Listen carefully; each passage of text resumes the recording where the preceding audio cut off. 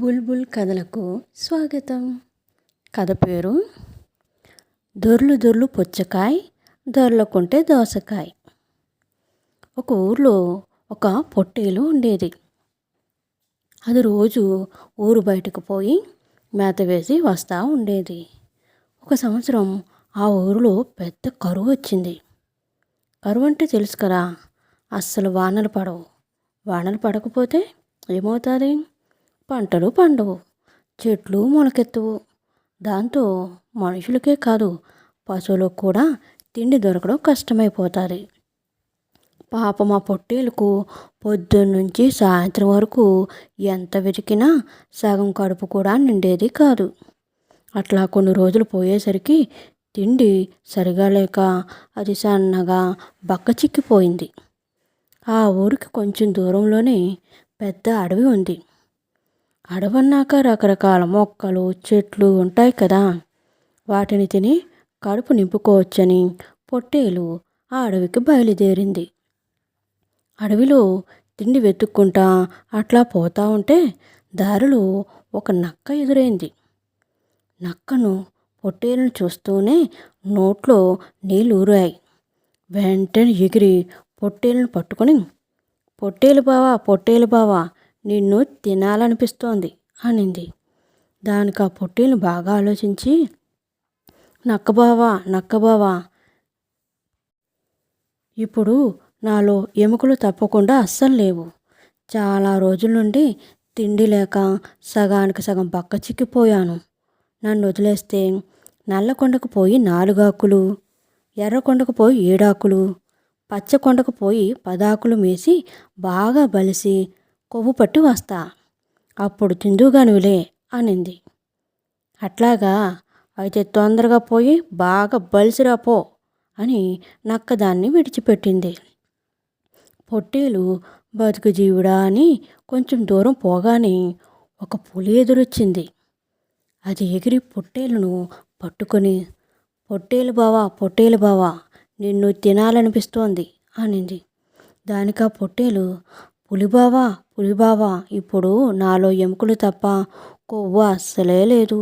నన్ను వదిలేస్తే నల్లకొండకు పోయి 4 ఆకులు, ఎర్రకొండకు పోయి 7 ఆకులు, పచ్చకొండకు పోయి 10 ఆకులు మేసి బాగా బలిసి కొవ్వు పట్టి వస్తా, అప్పుడు తిందుగానివిలే అనింది. పులి, అలాగా, అయితే తొందరగా పోయి బాగా బలిసిరాపో అని పులి దాన్ని విడిచిపెట్టింది. పొట్టేలు హమ్మయ్య అనుకుంటా అవురుబెరా కొంచెం దూరం పోయిందో లేదో అంతలోనే ఒక సింహం ఎదురొచ్చింది.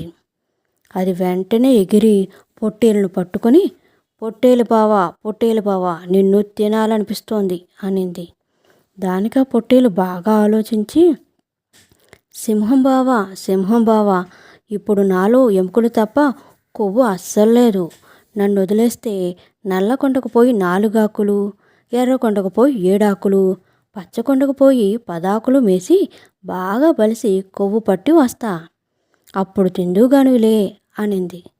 అట్లాగా, అయితే తొందరగా పోయి బాగా బలిసిరాపో అని సింహం దాన్ని విడిచిపెట్టింది.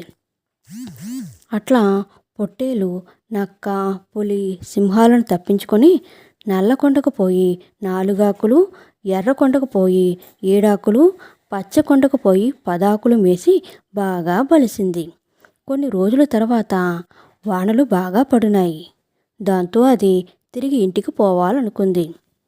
కానీ దారిలో నక్క, పులి, సింహం ఎదురు చూస్తూ ఉంటాయి కదా, వాటిని ఎలా తప్పించుకోవాలబ్బా అని ఆలోచించి ఒక పెద్ద పుచ్చకాయలో దూరింది. పుచ్చకాయ అంటే తెలుసు కదా, కొందరు దాన్ని కలింగడికాయ అని కూడా అంటారు. పొట్టేలు ఆ పుచ్చకాయలో దూరి దొర్లు దొర్లు పుచ్చకాయ దొర్లకుంటే దోసకాయ అనుకుంటా గుణగుణమని దొర్లుకుంటా పోసాగింది.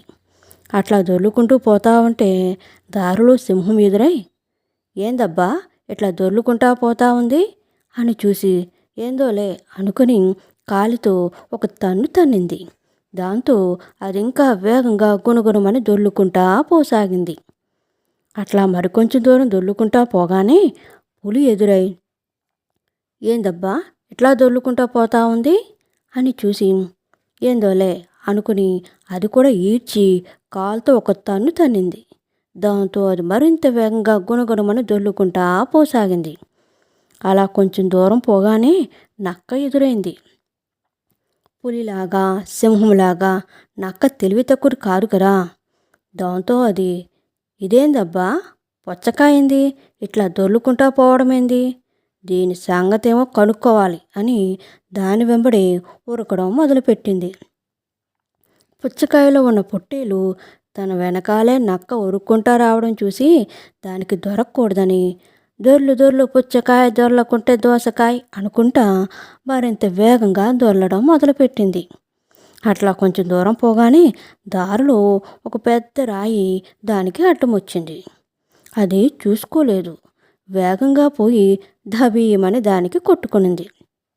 అంతే, ఆ దెబ్బకు అది పక్కున పగిలి 2 ముక్కలై పొట్టేలు బయటపడింది. పొట్టేలును చూసి నక్క, అమ్మ దొంగ, నువ్వా లోపలుంది, నన్నే తప్పించుకొని పారిపోదాం అనుకుంటున్నావా అని ఎగిరి దాన్ని పట్టుకునింది. అప్పుడు ఆ పొట్టేలు, అది కాదు నక్క బావా, నీకు బాగా బలిసి మళ్ళా వస్తానని చెప్పి పోతా ఉంటే దారిలో పులి సింహం కూడా అడ్డుపడ్డాయి. కానీ ముందు నీకే మాటిచ్చే కదా, అందుకని వాటికి దొరకకూడదని దీనిలో దూరి నీ దగ్గరికే వస్తా ఉన్నా. కానీ ఒక్క మాట, పులి సింహం నా కోసం వెతుకుతా వెనకాలనే వస్తా ఉన్నాయి. అవి కానీ ఈడ మనల్ని చూశాయనుకో, నన్నే కాదు నిన్ను కూడా కమ్మగా కూరొండుకొని తింటాయి. నా వెంబడే మా ఇంటికి రా, ఆడైతే ఎవరూ ఉండరు, నువ్వొక్కదానివే హాయిగా నన్ను తినొచ్చు, ఏమంటావ్ అనింది. నక్క సరేనని దాని వెంబడే ఊరికి బయలుదేరింది. అడవి దాటి కొంచెం దూరం పోగానే పొట్టేలు ఇల్లొచ్చింది. అది నక్కతో, నువ్వు అంతసేపు ఎన్నే ఉండు, నేను పోయి ఇంట్లో ఎవరన్నా ఉన్నారేమో చూసొస్తా అనింది. నక్క సరేనంది. పొట్టేలు ఇంట్లోకి పోయింది. వాళ్ళింట్లో ఒక పెద్ద కుక్క ఉంది. పొట్టేలు దాన్ని పిలిచి, కుక్కబావా నన్ను తినడానికి నక్క ఒకటి వెంబడించింది, నువ్వే ఎట్లాగైనా నన్ను కాపాడాలా అని అనింది. కుక్క, అట్లాగా, ఆగు దాని సంగతి చెప్తా అని మూరుగుతా బయటికి వచ్చింది.